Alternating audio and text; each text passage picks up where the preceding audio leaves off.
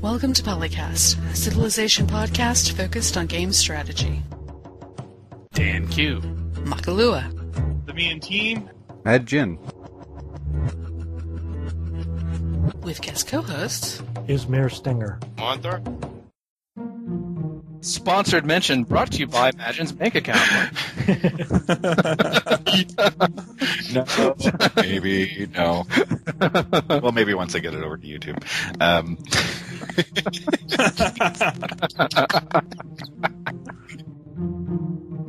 Welcome to number 169. Today your hosts are Dan Q. Absolute statements are absolutely problematic. Mad Jen. Tautology breaker! The Me and Team. My empire is large and I'm mostly in charge. Monthar. I'm back! And I'm Ishmael Stinger, and I have nothing clever to say. That's alright. When you're introducing, you don't have to. It's one of those unwritten things. Yeah, you don't have to, think about what you're doing. It's okay. No one else does. Yeah. The relaunch of the Firaxis website, www.firaxis.com. Yeah, it's back up, and you can see much of the information we've already discussed on this episode about Brave New World available on the site, along with their other games. So it's there if you're interested in it. It was long overdue. The old site was kind of a relic of the 90s. Well, and I think they were also saying, guess what's coming out soon? Gods and Kings. Really? Maybe. I don't know what's with the press release section having nothing there. Like on a redesign, it's kind of like coming soon. It's kind of like on the official Civilization 5 website and podcast for Gods and Kings, it still says coming soon, and we're getting close to a year. Can you please remove that or put some content there? Please, Kay, thanks. Well, I mean, they have community links now. They link to the 2K forums, Civ Fanatics, Apolloton, We Play Civ, even some Academy, apparently, XCOM stuff. More prominent links, because they were there on the previous design, but it was buried on, you had to go several layers into the site. So that is nice to see. That's much more prominent now. Oh, if you look at the dev blog, in Monday, March 11th, 2013. So this has to be relatively recent. The site administrator apparently is a really good procedural terrain generator, so you can read up on how they did the terrain. Lots of pretty pictures.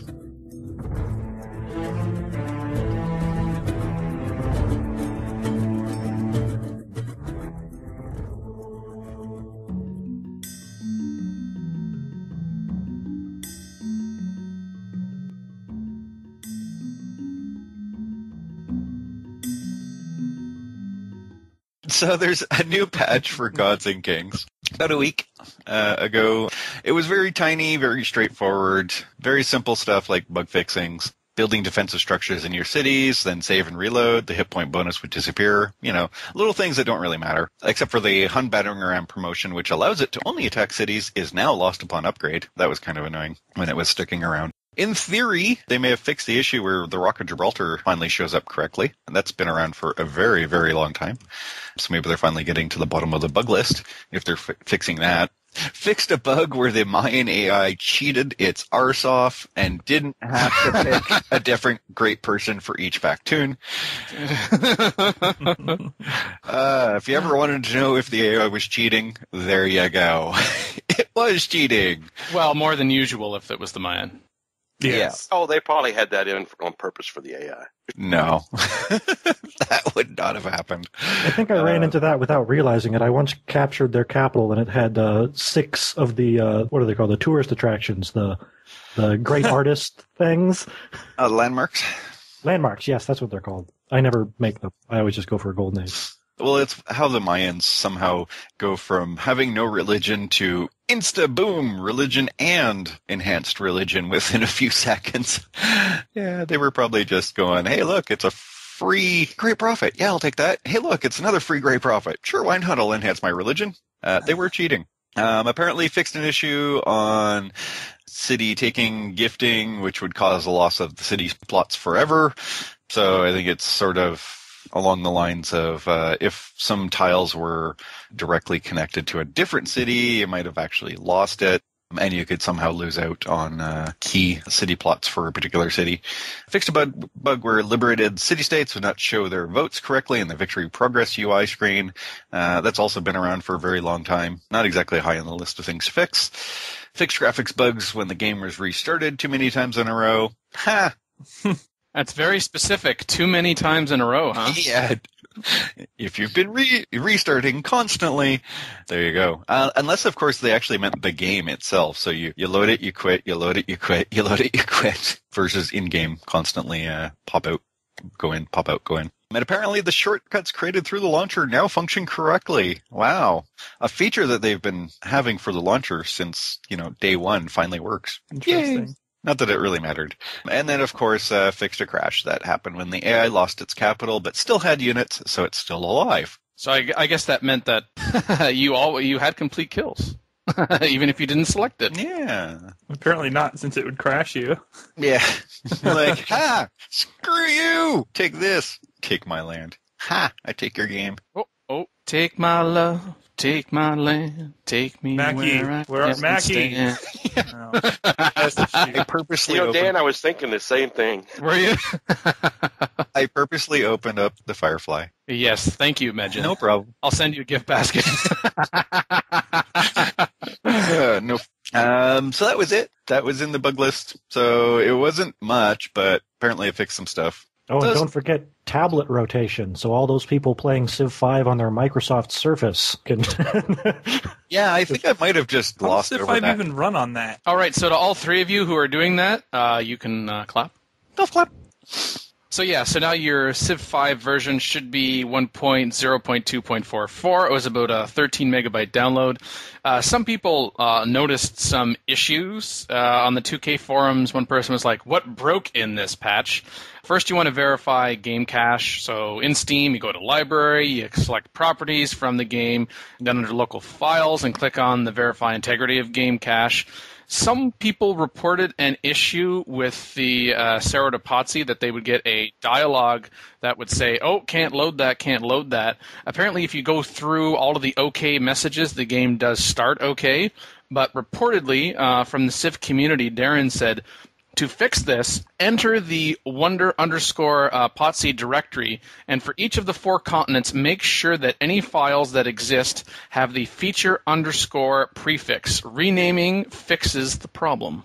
But the problem is those files are never used by the game anymore. So to fix it properly, what you need to do is just delete all of that. Basically, if you've been running vanilla for a very long time and then, upgraded and upgraded, some of these files still kick around, and there's basically just kind of accidentally looks up those. And if you've got cleaner install, you're not going to run into this because it won't try and load any of those files.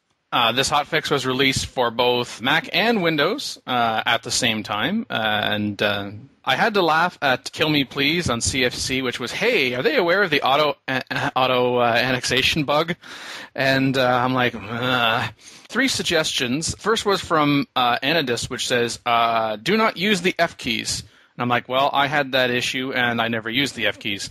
Avatan said, I think that if you reload an earlier save, the auto annexation stops. Yes, but JB said, what worked for me is view the tech tree and then returning. The city acquisition choices then appear along with any barbarian camp notices.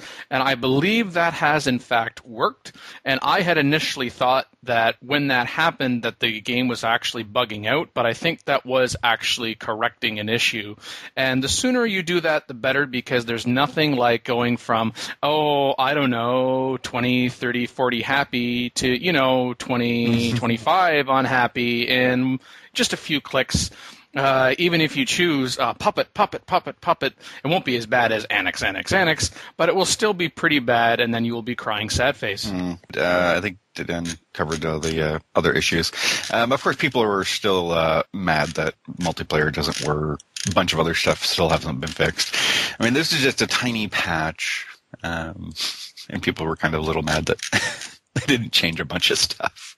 You'd almost think they were busy working on something else right now. Yeah, you think. Yeah, I wonder what that could be. Me too. Oh, wait, I was segueing into something. Yes, Okay, you were. And I was helping you segue.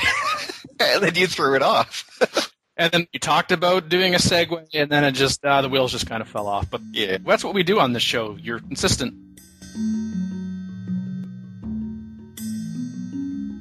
They have announced a new expansion pack for Civilization V. Previous speculation was that it was called One World, but it is in fact called Brave New World. And there's been a huge info dump on all of the various Civ sites. Civ Fanatics, We Play Civ, that German site that always seems to get the scoops. And it's exciting because, oh my god, new expansion. So let's see, I pulled it up. We've got information on new civilizations. There will be 9. The one that has been confirmed is Poland. And yeah, get the giggling out now. Yes, you can play Civilization as Poland. Without a mod. Please send all hate mail to... James too, as usual. I think there's a few Polish fans. There might have been a few threads on the forums about, Yeah, why here no and there. Poland, why no Poland, why no Poland? Yeah, just a few. There's also speculation that Assyria is playable based on a single screenshot that also revealed that a siege tower is going to be a new unit, either their unique unit or one that's available to everyone. So I don't think there was enough proof. What's proof? We don't need proof for speculation. Imagine, what are you talking about? I know, Speculation is like the opposite of proof. I just want to see if somebody can post the screenshot for the relief picture in yet another thread. It's been posted in so many threads now. This is proof! So many threads! Same screenshot. So what we know so far about Poland is that their unique ability is solidarity. They receive a free social policy when they advance to each new era. So basically they get 6 oracles. That seems pretty good. The The sixth one comes a little late, but sure. the Winged Hussar is some kind of mounted unit. We don't know what it's a unique unit replacement for yet. And there's speculation that it forces other units to withdraw. But that speculation seems to be based on translation from German. It's also the Polish article. And they have a stable replacement called the Stanjnia Kazg. Oh, man, some of those things aren't even letters. Yes, they are. English alphabet. Please but they are send, letters. please send all hate mail to... No more guests at the PolyCast on it. Plus 1 gold in food on pastures, which seems to imply that Polish like to eat horses. I'm not sure that would imply it, but... You get plus 1 food on horse pastures. What's not to like about eating horses? I don't understand. You get +1 food on horse pastures at fertilizers already, so Yeah. do horses count as fertilizer? I think Well, they that should be used in that capacity. This Civ seems decent. It's not going to be like uber top tier or something, but you could do worse. I don't know. The people are worried about the free social policy for each era. As Yeah, in, that could be a little overpowered. yeah. Well, the thing is, social policies now appear to no longer be directly tied into the cultural victory condition. So I think balance considerations for social policies might work out a little differently in this new one. But we're getting ahead of ourselves. So that's civilizations. There are going to be 9 in the expansion. Poland and possibly Assyria are the only ones we know about so far. Briefly, as for the free social policy when you advance into a new era, I think an associated question with that is, when you advance into the new era, does that mean you're now at the higher tier to get the next social policy? So, in other words, hey, I'm 5 turns away from my next social policy. Oh, no, wait, guess what? I'm going to advance to the medieval era next turn. Hey, look at that. Now I have another social policy in 4 turns. Well, I think it just gives you one at each era switch, regardless. Yeah, it's a question of, is it going to cost you? As in, you get the free social policy, but it bumps up your cost for the next one. Or is it just like Oracle style free, and you basically get, classical, medieval, Renaissance, industrial, modern, atomic, info era. So 7. If it costs you, it'll be stupid. Like, it'll be extremely weak. But if it doesn't, then it's going to be extremely strong. No, actually, I don't think it would be extremely weak, because think about going into the Renaissance era, getting an instant social policy that you can then use on rationalism to open it up. I guess. Rather than waiting. I guess. Getting that policy 1 turn before you go in and having to use it somewhere else. Or getting your policy one turn, you're getting the policy just before the switch, and then the next turn you get into the next area and you get another policy. So it depends on how they balanced it. Since we're on the topic of social policies, they've also announced there are 2 new trees in social policies, exploration and aesthetics. We know nothing about them, just that they exist. Yeah. Okay. Can we guess what those things are? Sure. I bet you one's about exploring. Aesthetics, you mean, right? Aesthetics is about exploring, right? Absolutely. Yeah, I mean, you need to explore your aesthetics. You need to be able to find things so that you can create things yourself. You need that creative inspiration, of course. Aesthetics obviously means that your units can get, like, manicures and pedicures now, right? Mm-hmm. Combat bonus. Aesthetics. I'll bet the aesthetics has to do with the change to the great artist. Nah. And archaeology, that whole can of worms. So archaeology is a thing now, and we don't know much about it, but there's an aesthetics tree, and there are archaeologist units, and you can create great works, so that probably all ties in together in ways that we can only speculate about. Hey, that sounds like real life. Exploration could tie in with the archaeologists. You're right, and I think exploration might get some of those naval ones from commerce, and commerce will be more focused on the new trade route mechanic. So everything ties into everything else. There's also new trade routes in this game, including international trade routes. Apparently they're separated out into land and sea routes, and we have confirmation that at the beginning of the game you have one of each for each city, but that, or actually we don't know if this is per city, do we? No, I don't think that might be for your whole empire. City. Yeah, I don't think anybody confirmed or denied that. But they're going old school on it, back to Civ 2 style, where you have to actually establish these things with units, some sort of caravan units that are apparently vulnerable to barbarians because they have no sight radius. Well, and they're civilians, one would guess. Yeah. Right. Combat strength 40. Yeah. No. One thing, speaking of old school, they better not actually be bringing back technology trading. There's some speculation that that's going to happen. And that's going in the wrong direction, so let's not see that, please. Yeah. Fortunately, that was based on an offhand comment from someone being interviewed, a single sentence, and it doesn't look like... I mean, we really don't have any confirmation on that. But yeah, well, when that single person is the producer... Yeah. It is quoted as Dennis Shook, so...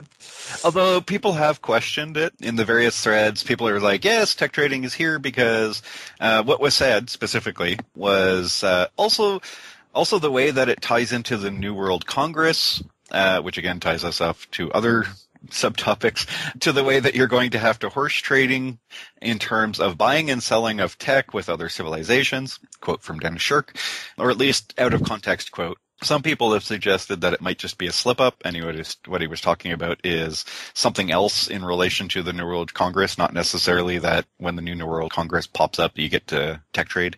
So it may be something like you can arrange to buy beakers for gold from other civs, or something along those lines. Well, that's what it sounded more like to me, the few things I've read about it with the trade routes and stuff, of having science transfer across trade routes. Yeah, that was also mentioned, that if you're trading with someone who's more technologically advanced, then you can get research that way somehow. Yeah, maybe that's part of it then. Maybe that's where the slip-up comes. Maybe your trade routes give you money. According to the CFC list, you can get gold, science, religion, or tourism through the international trade routes. Maybe the science part is part of the New World Congress, as in you don't get science until the New World Congress kicks in and then you make some sort of agreement, and then maybe that's what he was talking about.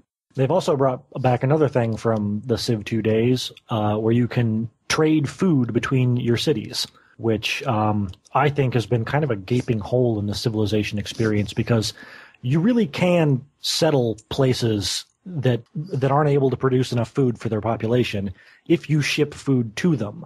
But you've never been able to do that in Civ since Civilization 2. But apparently they're bringing it back. If you've got a granary, you can transfer food from one city to another with trade routes, and as you mentioned, production also if you've got workshops. Yeah, that sounds fine. Because apparently in the New World Congress, because this is all tied together, apparently in the New World Congress, they can sanction rogue nations economically.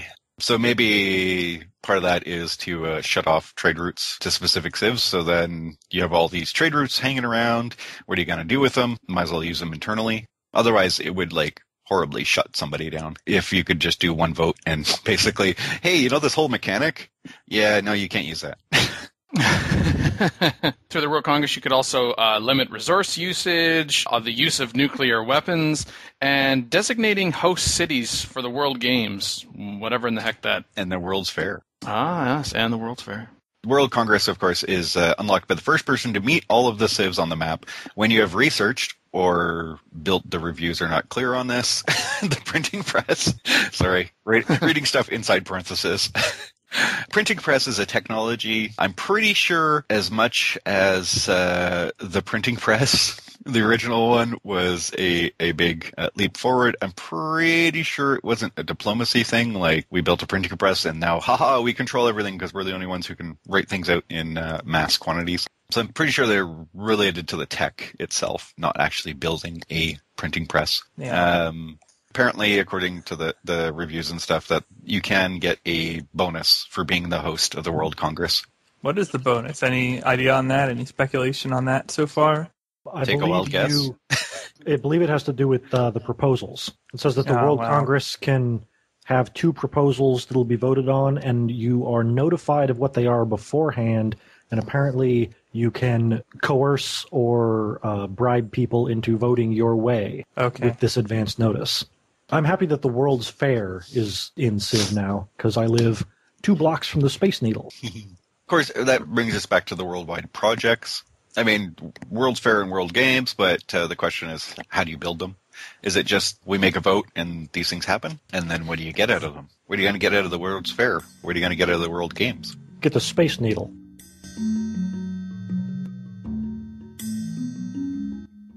No, we need the wonder the motherland calls. Apparently it's in. I know, I'm saying. Yeah. It just seems like an interesting way to name something. I'm sure it sounds better in Russian. Yeah. It does not translate well. It's an awesome statue. It sounds like an ability or like a Civ's unique ability as opposed to a wonder when translated to English like this. It's an enormous statue of a woman brandishing a sword and screaming. And pointing at a direction. I have absolutely no problem with it being a wonder. It just, I don't know. Yeah. Dutch translations are always interesting. So we know 6 of the 8 new wonders. The Parthenon, one of the classical wonders of the world, kind of missing so far. The Uffizi Museum, which I looked it up. It's in Italy. It's an art museum. The Globe Theatre, of course, the famous London theatre where Shakespeare's plays were performed. Yeah, we last saw the Globe Theatre represented in Civilization 4, if I recall correctly. Wasn't that... That's a national wonder that anybody could build, and everybody makes no could sense. And Oxford University in this one. There's only one Oxford University. Why couldn't they just call it the National Science Institute or something? And then Everybody's in their got one flavor of those. text had mentioned that, examples like DARPA or the Royal Society, or it just makes me so mad. Must build Oxford. That's your national wonder. I don't care what country you're from. It's Oxford. Yeah. Yep. Ha! Broadway, which probably ties into the new tourism mechanic. The Motherland Calls, which we've already mentioned. And Borobudur. I think I'm saying that right. I'm probably not saying that right. Which was a Buddhist temple in Indonesia, which I am guessing, this is not confirmed, but I'm guessing it has to do with the new archaeologist mechanic, because it was lost for centuries. It was buried under volcanic ash and reclaimed by the jungle. And then when the Dutch controlled that part of Indonesia, they unearthed it. Yeah. The more you know. I do wonder what some of the effects of these others will be. Yeah, what's going to be the effect of the giant statue? Yeah. That one's probably military related. It's a monument to the defense of Stalingrad. Okay. Maybe it teleports all your troops back home. Yeah. That's extra balanced. Yeah. Units about to die? Nope. Yoink! Apparently the Protoss are playing Do I get Mass away recall. with Globe Theater equals happiness again? Or are we not going to do that this time? Well, I mean, you do have tourism and culture and stuff, so... Yeah, you could go a lot of ways with it. That's true. Yeah, I would guess that enough of these are related to the new mechanics. Right. Yeah. With the tourism thing, they've mentioned creating great great works of art or something, whatever. Great somethings that you can put in your cities, and apparently some wonders and buildings have slots for them, and combining them increases their effect. So the museum ones probably have tie into that mechanic. Like the Uffizi Museum has slots for great paintings, and the Globe Theater has slots for great plays, or I don't know. And Broadway's probably for musical stuff. I have an idea. The Parthenon, you get the luck favor of the Greek gods, right? So basically that makes all of your combat rolls max damage no matter what. That's the effect of the Parthenon. Write it down. That's definitely going to happen. Yeah, that'll happen. Since it's a classical era wonder, I'm going to guess that the effect is I don't build it because I play on too high a difficulty level. Yeah, that's No way, my max favorite luck answer. and rolls. Even better, if the AI gets it, then it always does max damage on every attack to you. Not 10 hit points, but whatever the unit attacking you could possibly do, it does the max damage, always. Yeah, and I guess Dan's new favorite wonder. Yeah, we should tie in the fact that tourism was first created by great artists, musicians, and writers. So it sounds like the great artist now has a couple more friends, the musician and the writer, of course, and that's where the museum, theater, and Broadway discussion was coming from, because I don't think we actually mentioned that they were adding musicians and writers before we talked about it. Are musicians and writers not artists in some capacity? I think they're distinguishing it now as artists being like painters and sculptors, musicians could've of course, said that for music, then. and writers for writing. Whatever. I guess it just means that that's two more great people that I'll just never build, because outside of scientists and the occasional engineer, there's no need for these Hey, you don't know that. Maybe this new mechanic's going to be so friggin' broken that you'll want to go that route because it's so strong. Well, actually, you'll have to if you want to win a culture victory, because that's completely reworked. It has to do with tourism, and it's also not very well explained in what's been Assuming used so Majin far. goes for a cultural victory, though. Yeah, and something about spreading your culture to the whole world. Yeah, and it involves trade routes and tourism, and once you have dominated the culture of every other civilization in the game, then you win a Sounds culture like you victory. would use guns for that, actually. Spreading your culture, dominating other people. It's basically taking the very, very poor and very boring and crappy culture victory game from Vanilla and Gods and Kings and turning it into something that you do stuff with, rather than sit there and hit enter constantly. Right, you have to establish trade routes and have these great artists, musicians, and writers create the great masterpiece. Oh, masterpieces, that's the word they're using for it, which are then placed in slots created in cultural buildings. And then tourism, archaeologists investigating former battlegrounds, finding artifacts which can be turned into great works for your museums. So apparently there's a whole bunch of ways to generate tourism, and then tourism influences your cultural pressure on opponent civs, and if you do a whole bunch of that, you can win a culture victory. And that's pretty much all we know about how it works. Well, one of these other lines says culture pressure, i.e. tourism or whatever, can be used to force or persuade another player to change to your ideology. And Which we haven't mentioned yet. Yeah. But apparently you can screw somebody over and say, ha, you thought you were that, now you must follow me. So the Your ideologies culture sucks. are familiar. They are the Can't you industrial do the same thing era. by just taking them over? Yeah, I'm not sure that quite counts. The ideologies are the familiar industrial era social policies. Autocracy, freedom, and order are the three main ideologies, and apparently they're getting significantly reworked. There are diplomatic benefits and penalties for those. Actually, that's already in the game. But they now are divided into tenets within the ideologies, and you must unlock these tenets before you can unlock later levels of them. Basically, they're not like social policies where you have a tree and you just dig into the tree. In this case, you have level 1 tenets, then you have to take some of those before you can get level 2s and then get level 3s. So you kind of build up your ideology over time. And I think it was mentioned somewhere else that there's a plethora of tenets. I think it was in one of the articles that unlike social policies where, if two groups go tradition, they all have the exact same social policies, that you might not have the same tenets, even if you're in the same group. So the way I imagine it is they're kind of going to divide the modern methods of managing nation states into these three categories, with autocracy being like dictatorships and fascism and that sort of thing, police states, freedom being democracy, republics, parliamentary rule, and order being communism and planned economies and that sort of thing. Mm-hmm. And then they will all fight.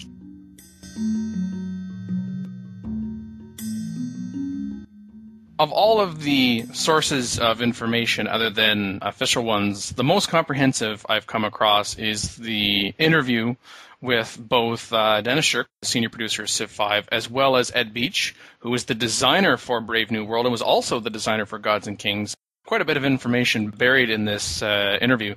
With regards to tourism, that it's an actual yield. When archaeology comes online, you're going to be running around on a second phase of exploration and discovery, because now there are these digs around the world that are actual reflections of stuff that happened earlier in the game. And I'm not just saying stuff to paraphrase. No, that's the actual word Dennis Shirk uses. Stuff. There is stuff and things. For example, where a battle might have taken place, where a barbarian camp was, you can extract artifacts from these sites and also put them into your museums.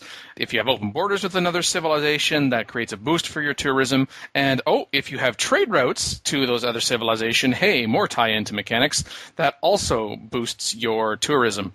Ed Beach adds, with regards to archaeology, that they're writing data onto the map, storing that information, and so at some point, whenever the first civilization discovers archaeology, at that point in time we do sort of a lockdown where all of these were different, and they call them antiquity sites. They're where they keep track of where other civilizations were involved, whether it was a battle, an ancient ruin that was undiscovered, or a barbarian camp was destroyed, so that once an archaeologist gets there, he's going to extract them. And Dennis Shirk calls it a really interesting mini-game that kind of happened into being that our community gameplay testers really started to enjoy. But Ed does add that not every single ancient battle turns into an archaeology site, and we do try to keep a relatively even distribution across the map. So I guess we're not going to have a whole bunch of icon spam of antiquity sites then. Yeah, if you've endowed by 5 or 6 civs, you're not going to have, every single tile around your capital covered with antiquity sites. Antiquity farming. And if it's an important part of the cultural victory, someone going for cultural victory might try to get people to declare war on them so that they can have battle sites within their borders. Yeah, possible. Or, maybe you go steal somebody's antiquity sites. Go grave robbing. Ooh. Oh. They've got quotes from Indiana Jones in the game, so. Yeah.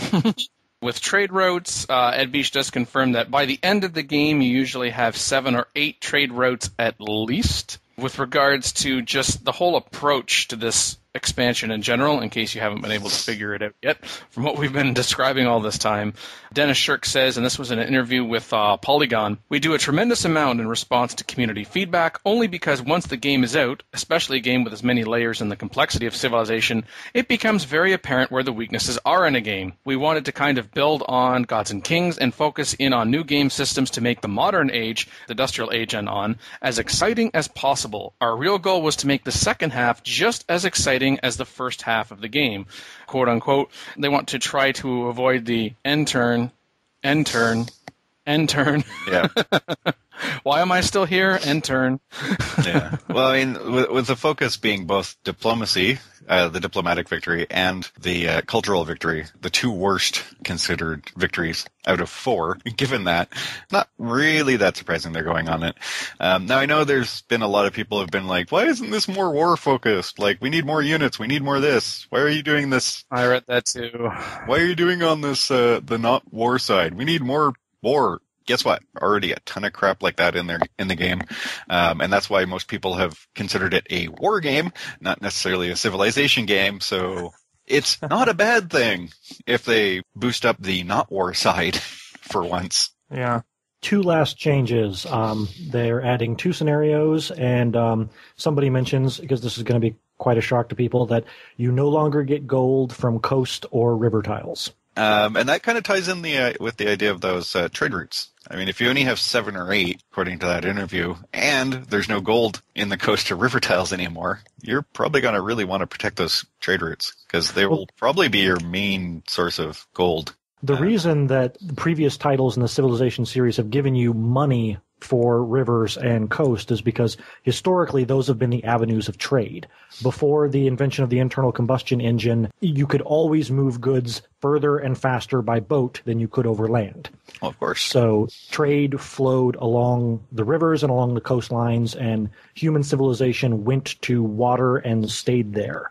But if they're completely revamping how trade works, then they no longer have to abstract it out that way by just, oh, you're on a river, here's some extra money because you're probably engaging in trade.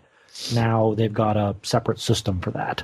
Okay, then how are you going to have gold in the early game when you've only got one city? Well, and you haven't met anybody. The first caravan comes at animal husbandry, so that's pretty straightforward, and cargo ships come at sailing.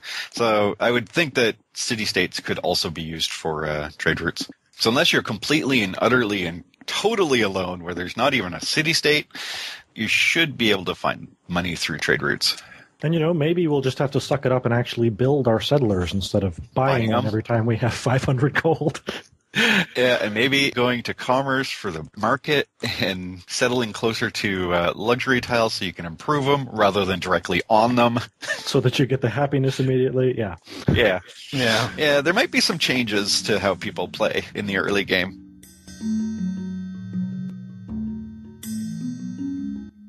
So the scenarios being added are the American Civil War, which is pretty straightforward. You can play as either the Union or the Confederates. And fight it apparently is focused on the eastern seaboard portion of the conflict rather than the limited fighting that took place on the interior of the continent. Yeah, no invading Canada this time, okay? +1. And the other one is the Scramble for Africa, which I'm a little nervous about because I think they're treading in dangerous waters from a cultural sensitivity standpoint. Not really.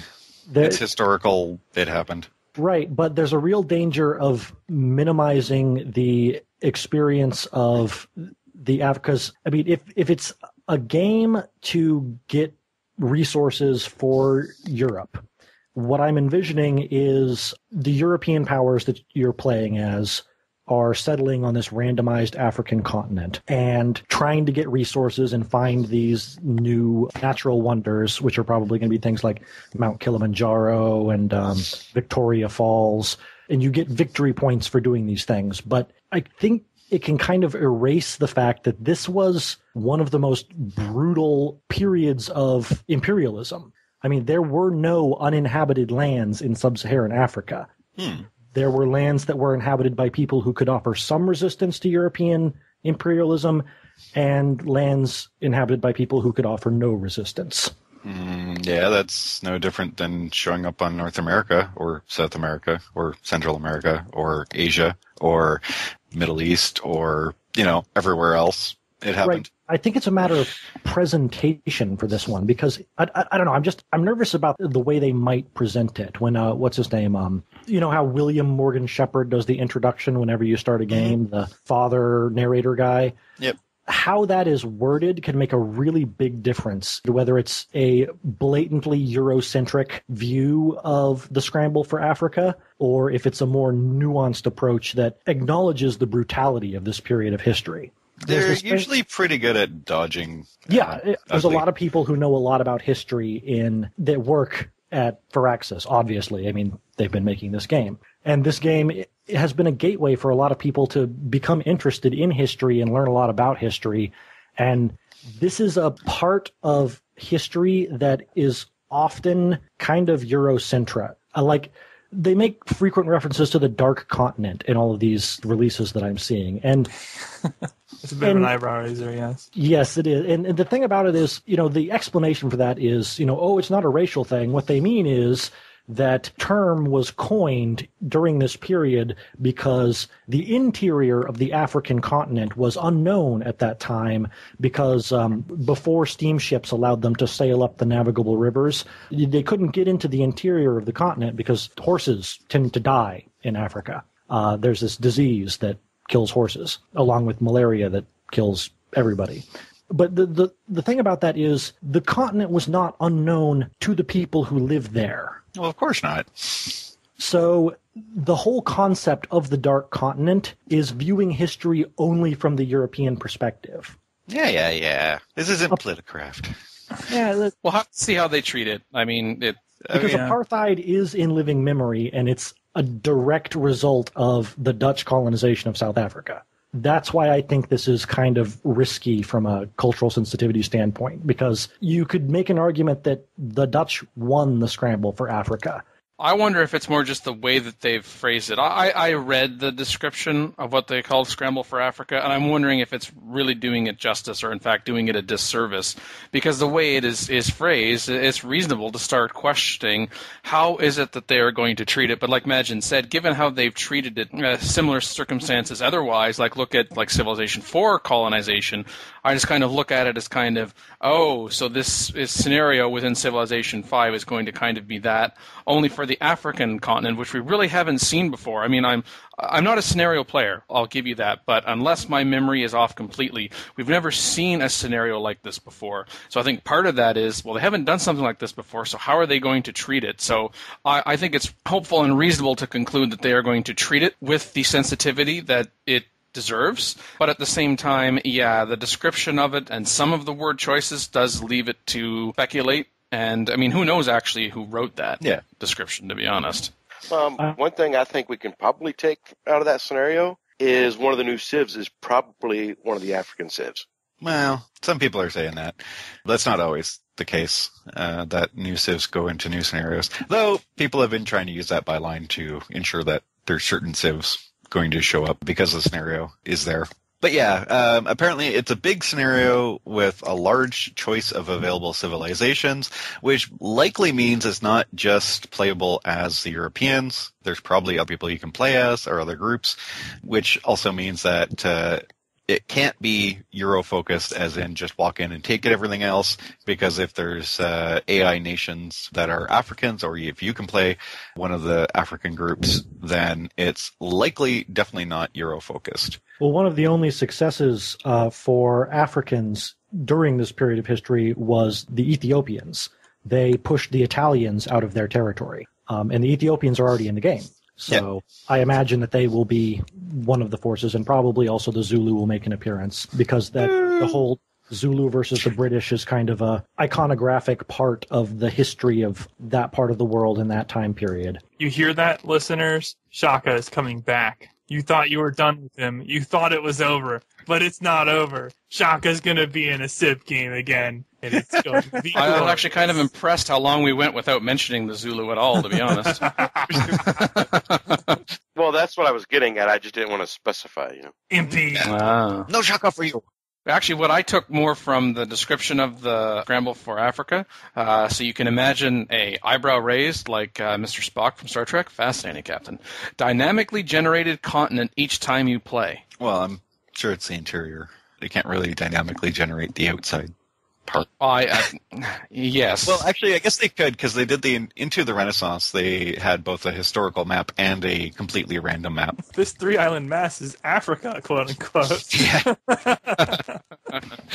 The interior of Africa is randomly generated. It probably just means that they move things around on the inside, so that I think it even said in one of the interviews, so that you can't just memorize exactly where all the natural wonders are, all the other stuff is, and then just go there. So it's one of those styles of scenarios that basically they're aiming for replayability, which means that it's not going to be just how do I win this easily? Whereas I'm figuring that the American Civil War is just going to be one of those that you play a couple times and then they're like, okay, that's fun. Done. More a reenactment style where troops are already on the map arrayed the way they were historically. kind of thing. I'm surprised there's still no World War II scenario for Civ 5, but that's how the World War II scenarios in the previous games always were. Like the Japanese were poised to strike Pearl Harbor with a fleet of aircraft carriers, etc. Some other points for Brave New World, just going back over some of the game features that I don't believe had been said already. With regards to the World Congress, Founding Civ, yes, becomes the host of the World Congress with some bonuses. So I guess we'll have to see what those bonuses actually are. City-states will send delegates to the World Congress. So it'll be interesting to see how that works with, allying city-states and what kind of advantage that might be able to give you. Trade routes. The greater the distance, the better the rewards. And given that they're also vulnerable to attack, seeing as how, assuming that, that your route isn't destroyed, I guess that comes with, with the greater risk, potentially comes the greater reward. Ideologies, talked about how that I think there's a way that you can force people through your cultural influence, to get them to switch to your ideology. You can change that otherwise, although, at least as summarized in the CFC thread, what we know about Brave New World, this is not generally advised. And my favorite, actually, from that post was under changes from Civ 5. We already talked about no gold and coast and river tiles. The line, some civs have been changed. And you could read that. So guess what, folks? When Brave New World comes out, no more Aztecs. Yeah, they're gone. Yeah, they've been changed. Sorry about that. They've been changed to not existing. Yeah, we took all their gold and ran away. Yeah, sorry. Only one troll civ allowed per expansion. Ridiculous. And you had your vanilla time. That's right. No, I think people have been speculating that like France might get changed because France is supposed to be a tourist attraction and big culture power. There's the constant whining about getting India and America unique abilities changed, though I doubt either of those are going to happen unless there's like a key mechanic that would change. Because that's kind of what happened with Gods and Kings. There was mechanic changes, and therefore that made certain civs like the Songhai and just not useful. So some civs have been changed, probably just looks at certain civs. And it's probably most of those civs that get like some crazy amount of culture or culture buildings or all the other stuff. Since the culture game has changed, some of them may just no longer get what they were getting before and have something new instead. They've also changed trade routes, so the Arabs are due for a change. I bet their mechanic won't even make sense in the new expansion. Stuff like that, yeah. Dutch UA could have changed too. Yep. Speculation on that. Speculation. You can pretty much speculate for every single civ. Like, some people are even saying, oh yeah, the English should change too. Because, their unique ability sucks. Just because you don't like a specific unique ability doesn't necessarily mean it's going to get changed. Some things actually work, even if you don't know how to use it. And if you want it changed, even before Brave New World comes out, then mod it. Yeah. That's like one of the default. That's like the two default answers to Civ. It depends, and you can mod it. Yeah. That pretty well covers, the entire shit. Except for graphics, apparently. Can't put Well, there are always exceptions. You have to read the fine print. Further question in the chat. No specific release date has been given, although if you look at the Firaxis website, December 31st, 2013. Interesting. After Christmas? Yep. Well, not sure why. Okay. That's just a troll number. Yeah, it has to be. Well, especially since they did say summer in their main release. December 31st is summer in the Southern Hemisphere. True. There you go. There you go. Either way, Firaxis, I applaud your trolling efforts. Yeah. We're going to release this at the worst possible time, after everybody's already bought everything, have no money, and are looking around going, why would I want to buy your stuff now?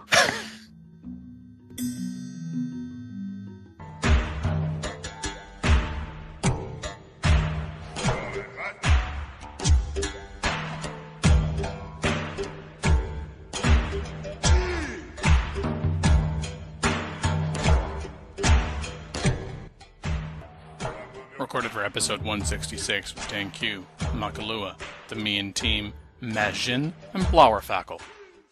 I think this conversation was starting to run away with us. Oh, wow. Thanks for the segue. Hey, they still make those? So on the forums, there was a topic posted with the question of how bad can a Civ run away? And Makaz asks, I mean, every game got one or two civs running away in size, science, or otherwise. But what is the worst you have ever faced as such? In a recent game, I received a notification that Korea had completed the Manhattan Project in 1640 on standard speed. Has anybody else noticed some terrible threatening runaway as such? I gotta say, the definition of runaway seems to be a little off. If you have a civ building the Manhattan Project in 1640 AD, standard speed, as in turn 220-ish, you're probably a little behind. As in the A is being slow about it. Well, what difficulty is he playing on? That's the big question. Well, apparently Emperor, but even still, turn 220 at Emperor. Oh, on Emperor, that's not really runaway. Yeah, that's about right. I mean, runaway is where I think somebody else down here posted something. Oh, for vanilla, one continent for an AI, blah, blah, blah. Alex posted a UN countdown at, and then Win was at 212. That is a runaway. Yes. Yeah, the only time I tend to have problems with a runaway AI that I can't control but doesn't just steamroll me is when it's like a continent-style map, something like that. And Yes. I have the misfortune of having to deal with my interior neighbors and can't focus on putting a fleet together to go bother the guy. Yeah, when they're off on another continent left to their own devices because they had very little competition or very poor competition. So in other words, either they were able to steamroll relatively quickly and then expand out, or for some reason they were able to take over a couple of other or more other already developed AI, and then it's there sitting there waiting for you to catch up and do the same on your continent. Yeah, that's what to me lends itself to runaway AI potential, and not just in Civ 5. Yeah, you run into like Alexander. It's like 1200 or 1300 AD. He has 40% of the world's land, and he's the only thing left alive on his continent. That's that kind of stuff is runaway. Looking at this, random picture that was attached, that somebody entered the atomic error about turn 220. Yeah, well, that's not a runaway. And the fact that number one person in power is the player. Right. I'm sensing a solution right there. Yeah, that's not considered a runaway. Well, maybe you are the runaway. Yeah, like you became the runaway. Yeah. Completing Apollo before turn 200, that would probably be a bit of a runaway. Or at least the start of one, considering that if they build the Apollo, they don't necessarily go for the spaceship techs. Yeah, runaways tend to be centered more on the size of their empire than their speed for most of the game. And then right at the end, because they have so many cities and they finally built some things in them, then they tend to shoot forward right at the end. But for the most part, I don't know if their tech position is the best metric of a runaway as compared to their size and building potential. Well, it is in the fact that they'll have better weaponry and better buildings and better everything else. I guess, but they're so stupid. So if you can come up with a comparable force or even sort of match their tech, you can still kill them. To a point. Frigate fleets are a great equalizer for a long time, but the moment somebody has air power, if they're that far ahead, you might as well just walk away. That's true. I guess my point is I would rather use that kind of equalizer. There's probably going to be a window for something like that, rather than try and take on somebody who has their entire continent with frigates, because it just slows the game a lot. Oh, yeah. Don't let the AI run away in the first place. If you see an AI starting to crush everybody around them, you might want to do something about that. Right. Yeah. I mean, how bad can a Civ run away? I don't know. How bad do you want it to run away? True for human players, too, by the way. If you're in a competitive multiplayer game and someone's stomping on his neighbors, it should be worth some attention. I liked Zizima's post in this thread. There really is no reason to be so competitive about whose runaway is better than whose. My runaway can beat up your runaway. Yeah, I definitely laughed when I first read that, because the thread did start sort of taking that tone. Man, my runaway's worse.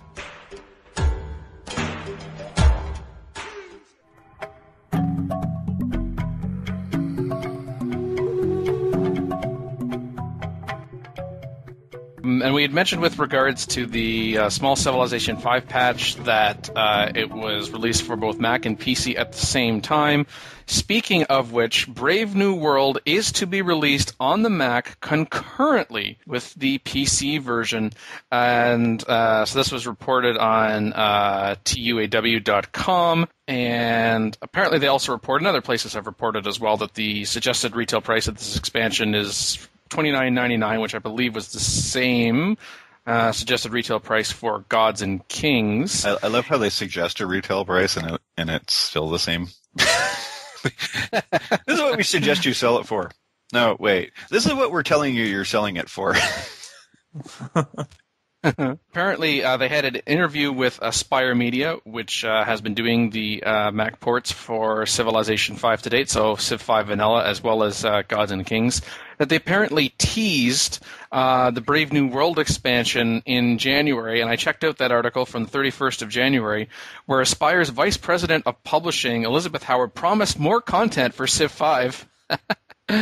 But the article also talked about buggy ports of PC games on the Mac being a big problem, and the other complaint is being delays, where games on the Mac often come out months or even years after their PC and console releases, that Aspire was working hard as possible to juggle licensing partnerships, engineers, code bases, and platforms to try and get these games out as close as possible to the PC release. And for a little while, apparently Aspire was also doing the PC version of Brave New World, according to some. There was no mention of Firaxis at all. IGN, we're looking at you. But they did correct that, and there's even an editor's note I saw that said that kind of like a mea culpa, and they had corrected the article, but I'm not sure. What about the Linux version? Yeah, that's even funnier than the Mac version. Yeah. Well, historically, you could run things sooner because you would just use the Windows emulation. Yeah. Well, you can do that on Mac, too. Yeah, absolutely. Pretty much. It's not as well supported, is my understanding.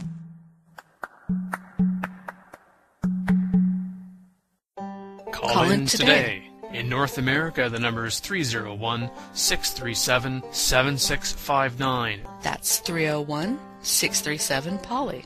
In Europe, 44121-288-7659. That's 44121-288-POLY.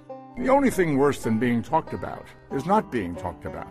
For more information on PolyCast, Our sibling shows Modcast, Revcast, and Turncast, or about PolyCast in general, log on to the series' official website at thepolycast.net.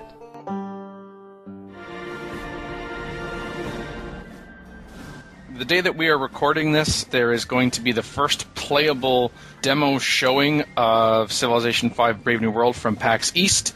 I love how from their blog, it's like, join the Facebook live stream event, and then you go there, and it says, please visit us on Twitch. Yeah. God, just send me to Twitch, please. They said, what is in the Firaxis DNA, and how do they make incredible strategy games? Come find out. You won't want to miss this panel, so be sure to come early to secure your seat. And of course, that's more targeted to actually being there in person, obviously. Yeah, because, it's not like they're going to shortlist the chat for being able to watch it on Twitch. So whatever information is disclosed there, we will cover on the next episode of PolyCast. Just like they announced this expansion, not during a recording week. I really wish they would coordinate with us a little better. Very annoying. It is. The forums should blow up with all sorts of bad speculation and hate. Blow up again with more bad speculation and more hate, Imagine. You have to be specific. Yeah, I gotta say, when something's announced and they just do broad strokes saying this is where we're going, seriously, do not suggest changes. Do not express hate. You know nothing. You don't even know what the broad strokes mean, and you're already suggesting changes to those things. I'm looking at you, stupid troll thread. You can't know me. We don't know what we don't know. Yeah. So, Mr. Gripes with Brave New World thread, suck it up and wait. Why don't you just go ahead and give it a bad review? Yeah. Oh, wait. Or a good review. Apparently you can give it good reviews, so why not bad ones too? Yeah. Flip a coin, and then you decide a number between 1 and 10 based on your coin flip. Makes perfect sense. At PAX 2010, I waited 4 hours to play Civilization 5 for 15 minutes. I don't know. That seems kind of a waste of time. A little bit. 15 minutes per, not the 4 hours. Oh, troll face.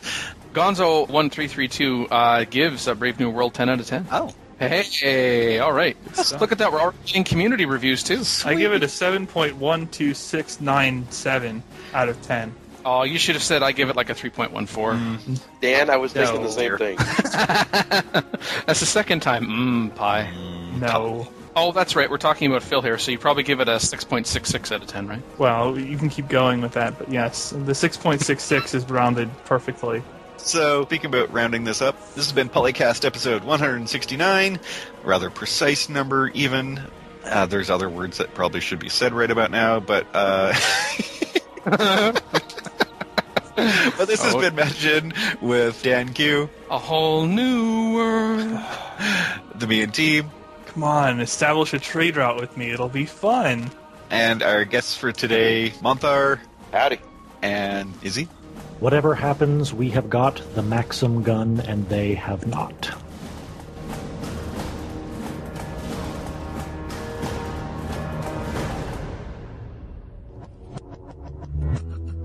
Record date March 23rd, 2013. Civilization 4 and 5 sound clips. Copyright Take-Two Interactive. Copyright Civilized Communication at civcom.net.